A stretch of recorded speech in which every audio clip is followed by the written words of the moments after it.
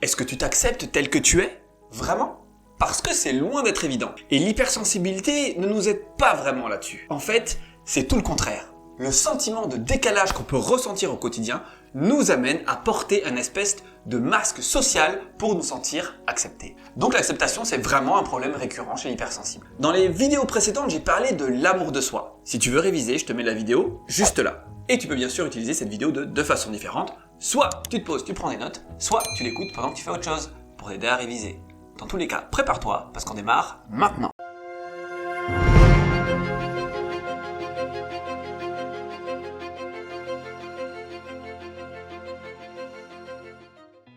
Hello, chers héros, chères héroïnes, ici Lishan, formateur, coach spécialisé dans l'accompagnement de l'hypersensibilité. J'espère que tu vas bien et que tu es en grande forme. Nous continuons ici cette formation hypersensibilité et estime de soi, épisode 9, l'acceptation de soi. Ces dernières années, dans le développement personnel, on entend beaucoup parler du fait d'accueillir. L'accueil. Il faut accueillir les bons moments, il faut accueillir les mauvais moments, il faut accueillir les moments moyens. Et oui, je pense qu'on ne parle pas assez des moments moyens. On devrait en parler beaucoup plus. Trêve de galéjade, ça veut dire quoi? Accueillir les choses, s'accueillir soi-même et accueillir les autres. Et ben, comme d'habitude, je te propose ma définition. Le mec va avoir un melon comme ça avec ses définitions là. Bon, définition de l'accueil selon moi. C'est recevoir la situation, la personne, l'événement dans sa globalité, sans résistance et sans volonté de changement. Maintenant, quand on parle de soi, ça devient quoi? Eh bien, pour simplifier, on va utiliser les deux polarités utilisées par Jung.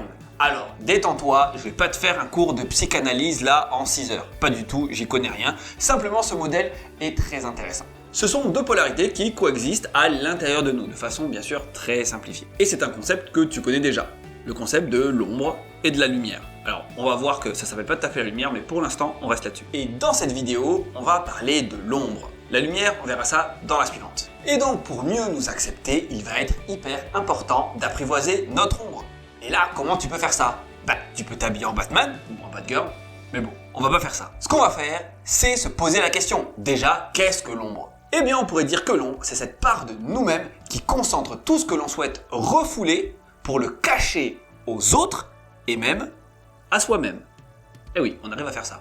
On est fort. Tout ce que tu as le sentiment d'avoir raté, tous tes désirs non dissibles, globalement, tout ce qui peut te faire honte et te sentir coupable. Tu sais, c'est comme ce moment où t'as raconté des bobards pour te faire bien voir par quelqu'un. Ah oui, au Bahamas, ouf, ouais, j'ai été 3 fois au moins, ouais. Et avec l'hypersensibilité, cette ombre peut se manifester de façon très intense, très forte. C'est-à-dire que la honte et la culpabilité vont devenir quasi omniprésentes et ça va faire comme un maxi boulet à ta cheville. Genre maxi, comme ça. Et on va aller un ch'touille plus loin. Et oui, j'ose utiliser cette expression en 2023. Cette ombre peut se manifester de deux façons différentes. Il va y avoir l'ombre noire et l'ombre blanche. On commence avec l'ombre noire. Donc, l'ombre noire. Qu'est-ce que c'est moi ça? Tu vas voir que c'est la manifestation la plus commune et en même temps la plus difficile à appréhender. Tu vois ces moments où une personne te saoule par son comportement. Ça te dit quelque chose? Ouais, tu sens le truc. Ce moment où quelqu'un fait une action qui t'horripile et que ça te démange de lui dire « Mais t'en as pas marre d'être aussi espèce de de p***. Voilà, bah ça c'est une manifestation de ton ombre noire. Prenons un exemple. Imagine le cas où tu es très respectueux des règles, ok? Par exemple la ponctualité. Toi, quand il y a une réunion avec ton équipe, au taf, eh bien, t'es toujours là 3 minutes avant pour être sûr de bien être à l'heure et qu'on démarre comme il faut. Et là, t'as une personne qui arrive systématiquement 5 à 10 minutes en retard. Et à chaque fois, ça te prend au trip. Et tu te dis à l'intérieur de toi, mais pourquoi tu fais ça? Mais il le fait exprès pour me faire pas possible. Ben là, on pourrait dire que ça correspond à un comportement qu'on pourrait qualifier d'allergie pour toi. Ça, tu peux pas le supporter. T'as une forme de sensation épidermique. Et avec l'hypersensibilité, ça devient un enfer, parce qu'à chaque fois que tu vois cette personne, ça te hérisse, ça te tend, tu te crispes, alors que la personne, pour le moment, elle a rien fait, elle a rien dit. Mais tu l'as ancré. Ce comportement vient te révéler deux choses de très intéressantes. Première chose, ce comportement que tu observes chez l'autre vient te dire que, quelque part, dans un autre contexte, eh bien, tu mets en place un comportement similaire, mais que tu ne veux pas voir. Parce que, selon toi, selon tes critères, ce n'est pas une belle part de toi. Et là, je vais te donner un exemple, parce que je t'entends déjà me dire de l'autre côté de ton écran « Oh oui, mais moi, je suis jamais en retard, hein, je fais très attention, c'est pour ça que j'ai une bonne montre, j'arrive toujours à l'heure. » Ok, monsieur, madame parfait, on se détend, tu te calmes, tu redescends de 2 étages, parce qu'il se peut que tu sois à l'heure au taf, Il se peut que tu sois à l'heure avec tes supérieurs, il se peut que tu sois à l'heure pour rendre un projet, mais il se peut aussi que tu sois systématiquement en retard pour rendre un objet à tes amis. Un DVD, une clé USB, un outil, peu importe. Parce que comprends bien qu'on n'a pas tous la même définition de la ponctualité et tous les mêmes préoccupations par rapport à la ponctualité. Et encore, là j'ai pris l'exemple de la ponctualité, mais ça peut être complètement autre chose. Et c'est vrai qu'à ce moment-là, quand tu mets en place ce comportement, tu te dis « Wow, c'est pas bien grave ». Ah oui, parce que peut-être que pour toi, il n'y a pas d'enjeu vu que c'est pas du taf. Mais pour les autres, ça peut devenir horripilant, si pour eux c'est important. Tu vois la boucle? Donc ce qui se passe en fait, c'est qu'on pourrait dire que ce qui t'horripile chez les autres, c'est ce qui te gêne chez toi et que t'as pas vraiment envie de regarder. Mais là en fait, t'as l'opportunité de pouvoir le faire, si tu prends assez de recul. Donc ça, c'était la première chose. Donc, deuxième chose que ce comportement vient te dire. Vu que tu mets en place un comportement similaire dans un autre contexte, finalement dans le contexte qui t'intéresse, peut-être la ponctualité au travail, tu peux te détendre. T'es pas obligé d'être aussi rigide. Respire. Je veux dire, à un moment donné, t'arrives 5 minutes en avance, ça change quoi? En plus, s'il faut, tu t'es empêché d'aller aux toilettes pour ça. Vrai ou pas vrai? Alors, être à l'heure, ça sera déjà très bien, et même si t'as une toute petite minute de retard, ça ira, c'est pas grave en fait. Détends-toi, cool, permets-toi d'être un petit peu moins rigide, un petit peu plus souple. Et maintenant, nous arrivons au premier exercice.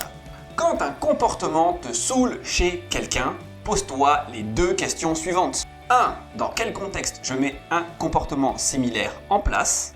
Et 2. Qu'est-ce que je peux m'autoriser un peu plus dans le contexte d'observation du comportement de l'autre? Et là, j'entends monsieur et madame parfaite. Ah mais oui, mais moi je fais jamais ça, c'est inadmissible, ce n'est pas possible. Oh, arrête s'il te plaît, sois honnête. Tu n'as pas à être parfait ou parfaite. Garde à l'esprit que chacun fait de son mieux et c'est pareil pour tout le monde. Donc même si tu te crois parfait ou parfaite, je suis désolé, mais tu te trompes. Et la bonne nouvelle, c'est que même si t'es pas parfait, tu restes digne de recevoir de l'amour, de la reconnaissance et de la bienveillance.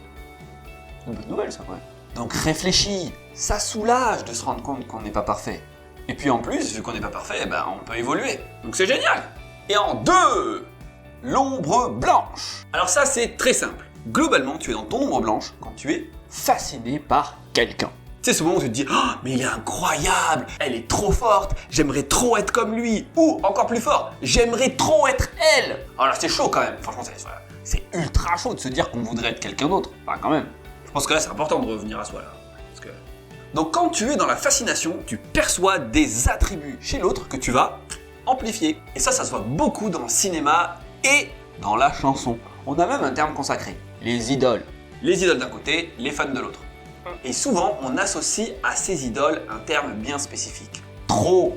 Chante trop bien, est trop beau, est trop fort, est trop ouf, trop intelligent, trop sensible. Trop, c'est trop. Arrête avec trop là. Parce qu'en plus, avec l'hypersensibilité, ça prend des proportions dantesques. Tu penses, tu rêves, tu vis, tu vibres l'autre personne, tout le temps. Là ça suffit. Parce que là, ça vient dire quelque chose qui me semble quand même super évident. Tu apprécies une ou plusieurs caractéristiques de la personne. Ok. Donc si tu reconnais ces caractéristiques chez l'autre personne, c'est que tu possèdes en toi le potentiel de les développer. Oui, tu possèdes pas forcément ces caractéristiques, mais tu as déjà le potentiel. Et ça c'est génial. Et je te garantis une chose, si tu te mets en chemin pour développer ces caractéristiques, tu cesseras de passer ton temps à idolâtrer la personne. Oui, parce que tu seras plus préoccupé par l'idée de vivre ta vie. Voilà.